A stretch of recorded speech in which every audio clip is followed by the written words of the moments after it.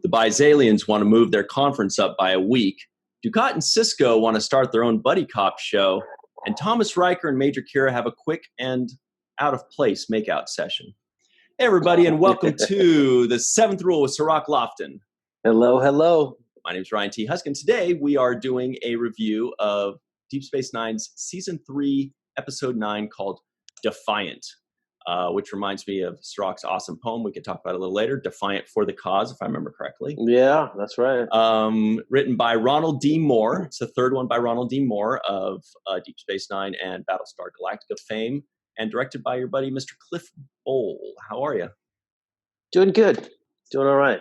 Also, very quickly, this episode is brought to you by Virtual Trek Con. Check it out, virtualtrekcon.com. We've got over 30 celebrities joining in. Everybody is participating. It's a big virtual fan experience where everybody works together to make this the coolest 6 days and the biggest event of, I guess, the summer, the year, probably. Yeah, the biggest event of the year, exactly what it'll be known as. When you look back on 2020, they'll be like Virtual Trek Con. Let's call it the most fun event of the year. Fun. Maybe you're right. Maybe rather than big, we should call it fun. Yeah, the funnest thing. That'll be a change of pace. The most Star Trek related event. The biggest. Yes, exactly. Yeah, that's a great point there. Before we go any further, though, what did you think of the Thomas Riker and Major Kira makeout session? Was that out of place, or were you feeling it? Were you like, I hope they make out? I was. I actually liked it, only because Riker is about to spend the rest of his life in jail, and it's like, dude, this is my last interaction with a woman, so I might as well go for it. So I actually liked that aspect of it. Yeah, no, it definitely worked with not just the Riker character, but specifically the Thomas Riker character, who's a lot more like, nuts to the wind or whatever. He's just like, whatever, I'm going for everything. I'm going for broke because of his situation. Yeah. But I felt like it was maybe a little out of place for Kira. Wait a minute. I just realized Kira said she was seeing somebody. She's seeing Yvette Blackmon too. So it's even more out of place for her. Oh, well. Just a kiss, wasn't much. Just a kiss. Yeah, no harm done. But it seemed like she was having feelings for him because earlier on they kind of, Dax was having that conversation with her in Ops, like, right. Hey, well, why do you keep looking back over your shoulder? Somebody's got a thing for somebody. So that was kind of interesting to me. They definitely set it up. I agree with you. I just didn't think it was within Kira's character, but that the script certainly set it up. Like, even from the very beginning, the first thing that Riker says to her is, looks like you've got your evening all planned out. And then he says, hope you've got some room for the unexpected. Yeah. And then, the line you're talking about before she kept looking back was, she said, oh, what? We just talked for 3 hours. Giggle, giggle. Yeah.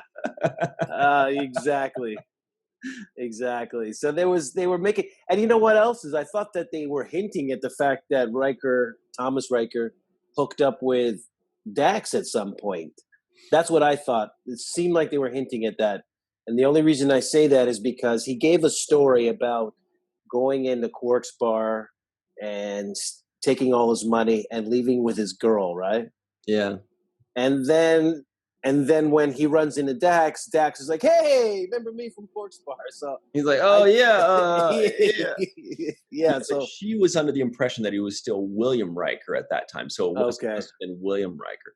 By the way, that was from a Next Generation episode where, I have to look back because I haven't seen it in at least a decade. But basically, the Enterprise finds some space station or broken ship or whatever it was. And there's Riker with the shaggy beard that's there, and they're like, what the heck's going on? And it turns out that 7 years prior, William Riker was on an away mission, and they beamed him out, but it was like such a last second thing that they actually, and there was like interference, so they split him in half and made 2 Rikers. And so they rescued this new Riker, and he thought he was William Riker. And he'd been sitting there by himself for 7 years. And so he said, well, I don't want to be another William Riker, so I'll go by my middle name. His middle name is Thomas. So he's like, okay, from now on, I'm Thomas Riker. And so he's back to being he's a lieutenant, because he didn't live the next 3 years where he became a commander. And they kind of end up having like a rivalry, because Thomas Riker resents William Riker for having all the luck. You know, Thomas Riker wants to get Deanna Troi, and Deanna's like, oh, I already have a boyfriend, and it's Commander Riker, kind of, you know. So he's like, screw this guy. I'm going to be Thomas Riker. I'm going to go live my life as a cowboy. So that's his backstory. But he still was in Starfleet, and it maintained to be in Starfleet. Is that what the deal is? Right, but he was a lieutenant, and then he served on the Gandhi, I believe they said. But then, yeah, I noticed that, the Starship Gandhi.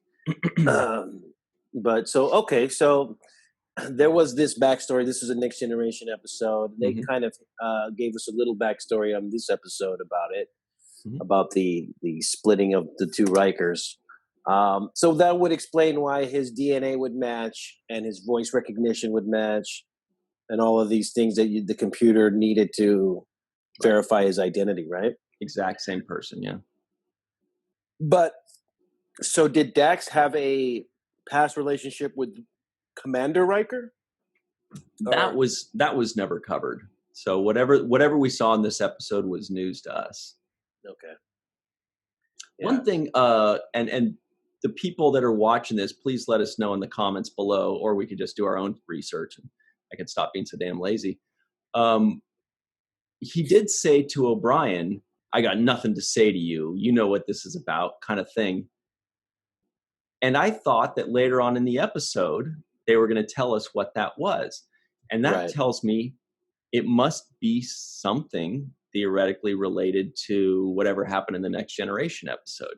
But I haven't seen it recently enough to remember what that is. Was O'Brien involved in that transporter accident that created two Rikers? I don't know. Because like you said, they alluded to it, and I thought that was going to lead somewhere where either O'Brien was going to discover, hey, wait a minute, that didn't seem right. You know, it was a little fishy. That's not Commander Riker. That's somebody else.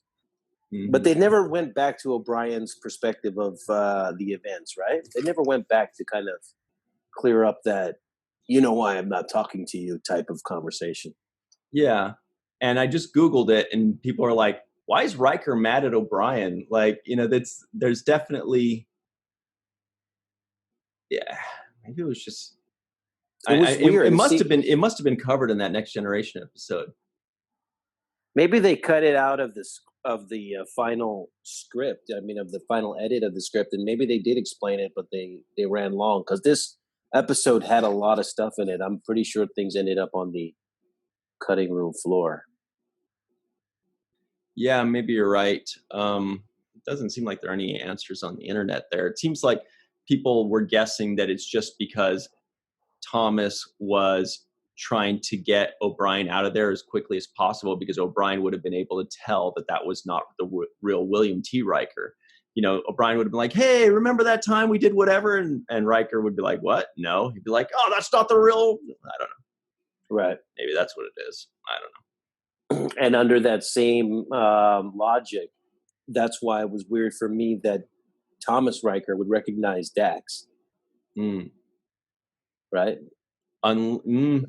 Yeah, you're right.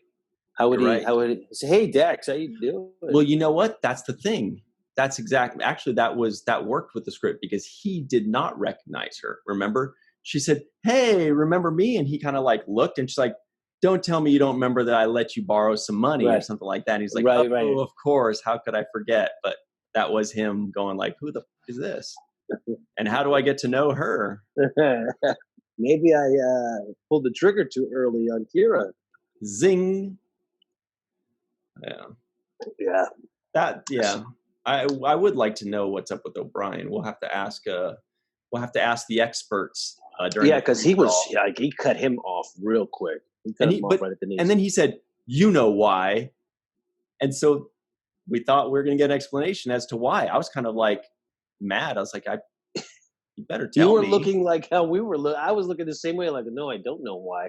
And actually, that That was O'Brien's face too. Like, okay. Let me get out of here. O'Brien does a great lost guy face because he's got a lot of practice. He's always the everyday man that's like, this guy confuses him. Keiko confounds him. Now Thomas Riker is telling him, you know what you did. He's just always like, what'd I do? Oh, Jesus, what'd I do? Oh, yeah. But this episode really was about the Defiant, right? I mean, hence the name. And also, yeah, as a play on words, to be defiant. Yeah. Okay. You know, they love to do the doubles. Right. So the Defiant, I mean, it was a clever way to introduce the ship and what its capabilities are. And to have a storyline associated with the ship as opposed to, hey, look, guys, we got this new ship in and it can do this and this and that.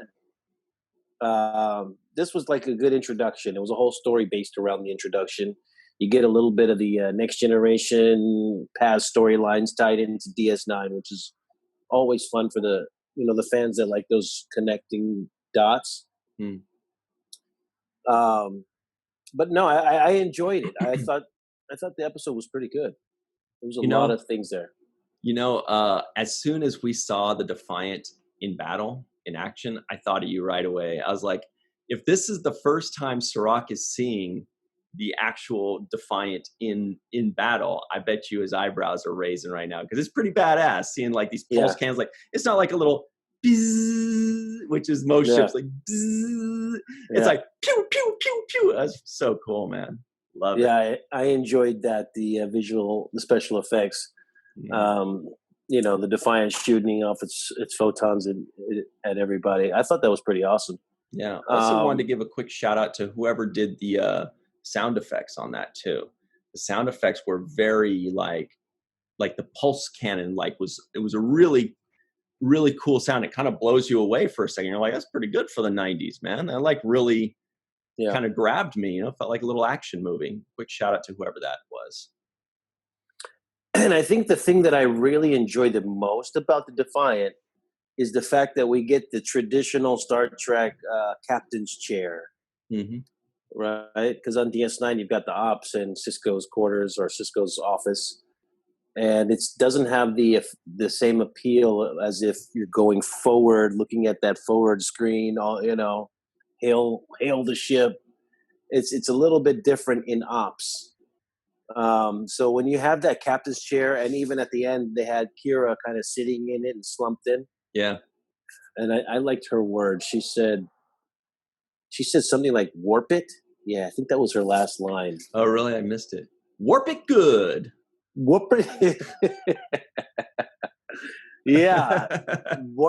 She was slumped in the captain's chair and she just hit him with a warp it. And I was like, oh, I'd never heard warp it before. Yeah, me neither. It's a good one. Yeah, I missed that. Now I'm trying to think of how she would have said it. Did she go like this? Did she go whoosh, when she said it? Warp it. Warp it real good. Hey, I think we got a song there for the Sons of Kirk. The Sons of Kirk.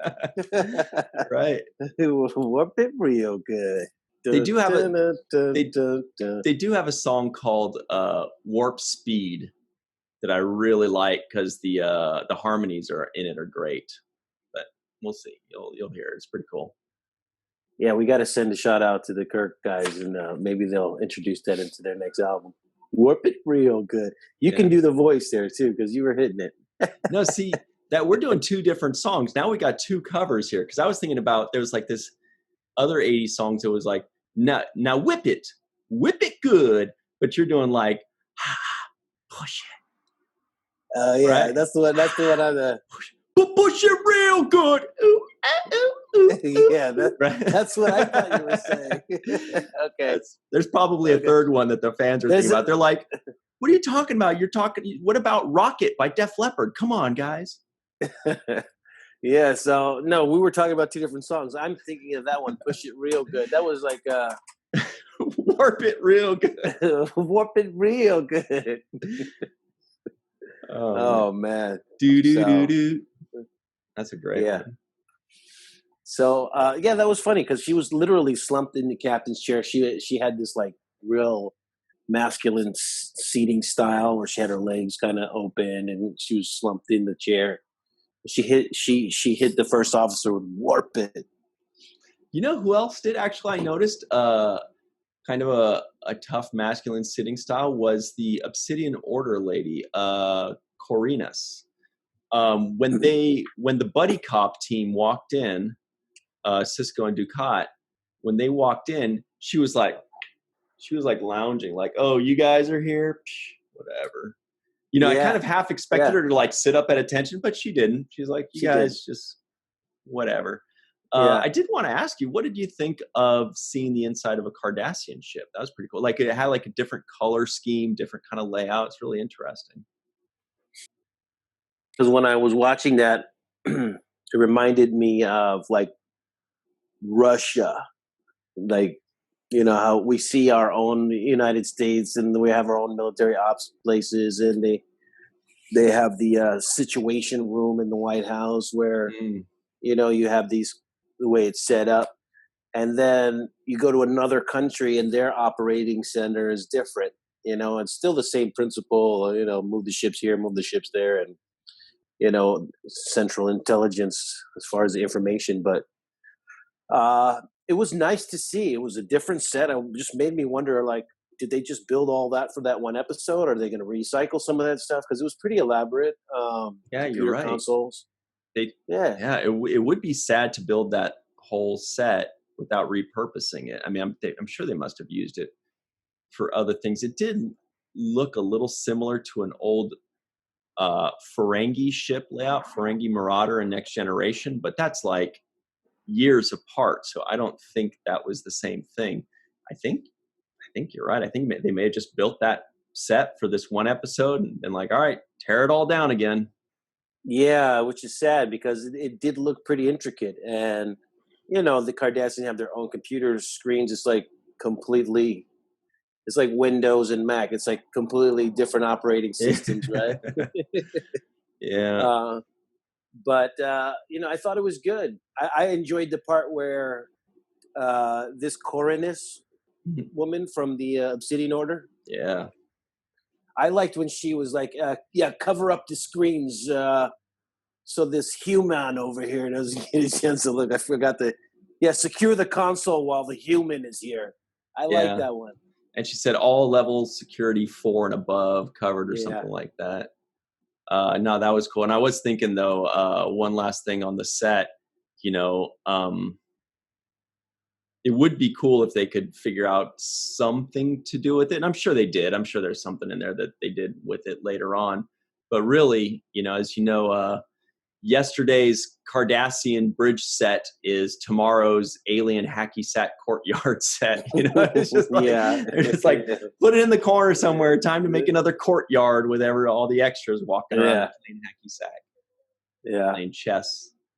Well, the good thing about it too was that you got to see Gold Dukat in his element. He's always aboard the DS9 and kind of, you know, and even on DS9, he feels almost as if it's his own. You know, he walks around like it's his house, right?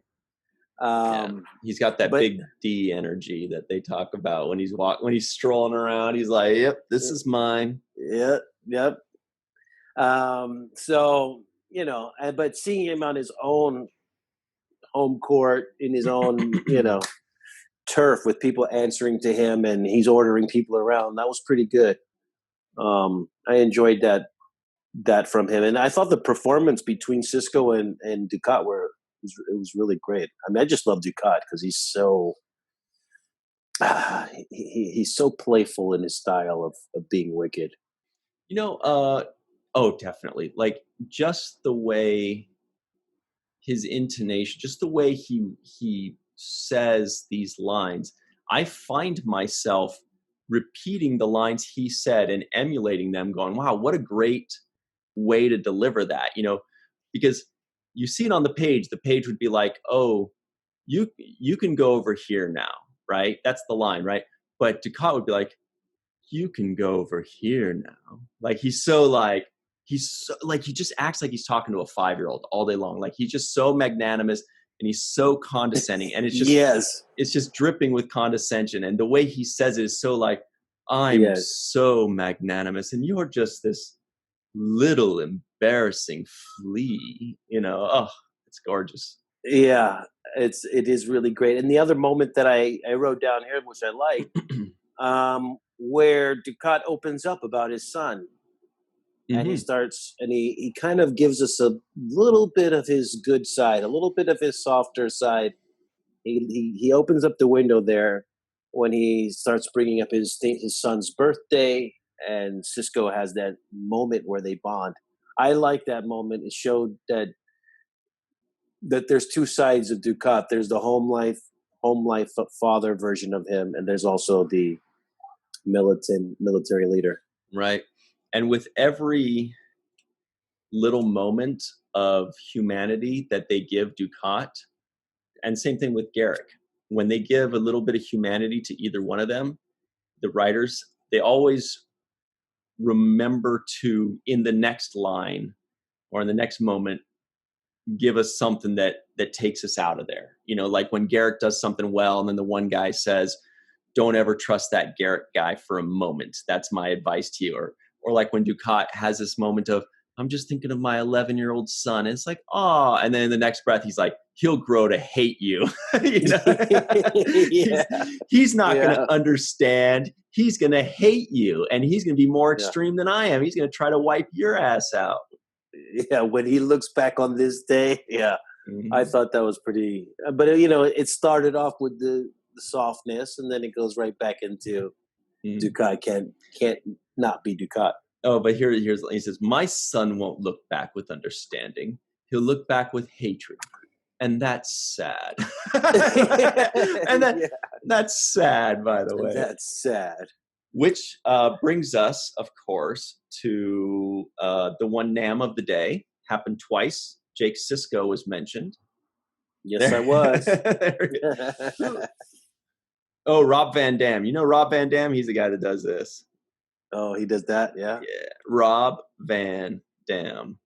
What did you think of Sisko and Dukat's relationship kind of growing? I thought that this was, usually it seems as though Dukat kind of gets the better of Sisko. Sisko will win the day, but Dukat will win the mind control kind of thing. It's a very thing where like Sisko, the station escapes whatever, or Sisko escapes whatever, but Dukat leaves with like the personal victory, right? But I felt like today, this episode was the one where Sisko comes away with the personal victory, because he shows up Dukat saying, actually, you're wrong. This is how to find the Defiant, and this is what's really going on. And he comes up with the solution. This was the episode I felt like in that, Sisko kind of won the battle of the mind games, where Dukat kind of left with more respect for him. Yeah, I thought that there was a little bit of that at play, and I don't think Sisko was doing it to. He wasn't doing it to show up Dukat like I'm smarter than you and I know more than you. He's trying to save lives. He was just literally trying to save lives. And he had experience. He had knowledge with the Defiant, so he knew what it was capable of. He knew where its strengths and weaknesses were. So that was good. But some of the tactical things, like when he pointed out that they were trying to make a diversion so that all the Cardassians would respond over there and leave this other area open. I like that. That was smart. I thought that was smart, and I like the way Sisko pointed it out. And I actually like the response from this Coronus character when she said, "Oh, I wish we had somebody who was smart enough to figure that out." Yeah. Whoops, gotcha. A little stab in his stomach there. Yeah, a typical Cardassian thing, right? Is to never let the opportunity go to just get a ringer in. Yeah. Hey, real quick, we got to take our break. We are going to come right back in a second. Just remember, guys, if you are enjoying our content, please run over to our Patreon page and say hello. Sign up to be a patron if you want, or just say hello, or check out what we're all about. But we're going to talk more about this episode. By the way, it's patreon.com/the7th rule. People are like, okay, I'd love to, but you didn't tell us where to go. The 7th rule. We'll be right back with the 7th rule.